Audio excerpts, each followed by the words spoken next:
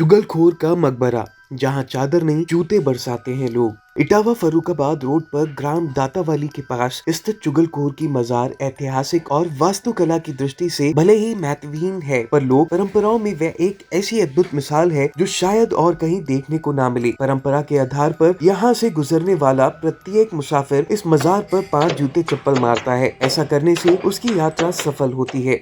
सड़क के किनारे बनी इस मजार में कौन सा सखे दफन किया गया है। स्थानीय परंपराओं में इतना अवश्य पता लगता है कि वह सखे दातावली गांव का ही निवासी था। घटना को चुगलखोरी की दास्तान को अलग अलग 3 ऐतिहासिक घटनाओं से जोड़ा जाता है। प्रथम दास्तान के अनुसार इटावा के राजा सुमेर सिंह चौहान जब जयचंद्र से मिलकर मोहम्मद गौरी के साथ युद्ध कर रहे थे, तो भोला सैयद नामक फकीर ने सुमेर सिंह के एक खास आदमी से किले और सुमेर सिंह के बारे में महत्वपूर्ण जानकारियों को इकट्ठा करके गौरी को दे दी थी। परिणाम स्वरूप चंदावर के युद्ध में जयचंद्र और सुमेर शाह दोनों ही परास्त हो गए थे। फकीर के वेश में जासूस को जानकारियां देने वाला व्यक्ति इस दातावली गांव का ही मुंशी था, जो सुमेर शाह के यहाँ नौकरी करता था। उसी मुंशी को सजाए मौत देकर यहाँ दफनाया गया था। दूसरी दास्ता के अनुसार सुमेर शाह के यहाँ एक प्रमुख कर्मचारी था। वह एक निकटवर्ती राज्य अटेर में घूमने गया। इटावा के मध्य उस समय अच्छे राजनीतिक संबंध थे। उस व्यक्ति ने दोनों राज्यों के शासकों के मन में विष के बीज बो दिया। दोनों को ही कह दिया कि वह एक दूसरे पर आक्रमण करना चाहते हैं। परिणाम स्वरूप दोनों राज्यों के मध्य युद्ध छिड़ गया और व्यापक जनहानि हुई। इस बीच दोनों पक्षों और समझदार लोगों ने युद्ध के कारणों की समीक्षा की, तो चुगलखोर की करामत सामने आई।